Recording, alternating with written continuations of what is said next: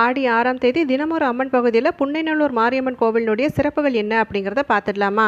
சோழர்களால் கட்டப்பட்ட இந்த கோவிலில் அம்மன் புற்று வடிவில் சுயம்பு மூர்த்தியை அருள் பாலிக்கிறாங்க. இங்கே சதாசிவ பிரம்மேந்திரரால் ஸ்ரீசக்கரம் பிரதிஷ்டை செய்யப்பட்டிருக்கு. மூலவர் புற்றுமண்ணால் ஆனதால மூலஸ்தான அம்பாளுக்கு அபிஷேகங்கள் எதுவுமே செய்யப்படுறது கிடையாது. தைல காப்பு மட்டுமே சாற்றப்படுது. தமிழ்நாட்டிலே முத்துப்பழக்கு திருவிழா ரொம்ப சிறப்பாக நடைபெறக்கூடிய கோவில்களில் ஒன்றாக சொல்லப்படக்கூடியது தான் இந்த புன்னைநல்லூர் மாரியம்மன் கோவில். அம்மை நோய் கண்டவர்கள் அம்மை இறங்கியதுக்கு அப்புறமா அம்மனுக்கு மாவிளக்கு போடுவது அப்படிங்கிறது இந்த கோவிலில் வழக்கம் இருக்கு. குறிப்பா கண் நோயால பாதிக்கப்பட்டவங்க குணமானதுக்கு அப்புறமா கண்ணுல மாவிளக்கு போடுவது, வயிற்று வலியால பாதிக்கப்பட்டவங்க வயிற்றுல மாவிளக்கு போடுவது அப்படின்னு சொல்லிட்டு அம்மனுக்கு நேர்த்திக்கடன் செலுத்துவது அப்படிங்கிறது இந்த கோவில்ல ரொம்பவுமே விமர்சையா நடைபெறும். அது மட்டும் இல்லாமல் இந்த திருத்தலத்தில் உள்தொட்டி நிரப்புதல் அப்படின்னு சொல்லிட்டு அம்மன் சன்னதிக்கு பக்கத்தில் உள்தொட்டி அப்படின்னு சொல்லப்படக்கூடிய ஒன்றும், பிரகாரத்தை சுற்றி வரும் பொழுது வெளித்தொட்டி அப்படின்னு சொல்லக்கூடிய ஒன்றும் இருக்கு. குழந்தைங்கள்லேருந்து பெரியவங்க வரைக்கும் வைசூரி வார்க்கும் சமயத்தில் அம்மனுக்கு பிரார்த்தனை செய்து உள்தொட்டி வெளித்தொட்டிகளில் நீர் நிரப்பினா கண்டிப்பாக எந்த சிரமமும் இல்லாமல் குணமடைவதை நம்மளால் கண்கூட பார்க்க முடியும்.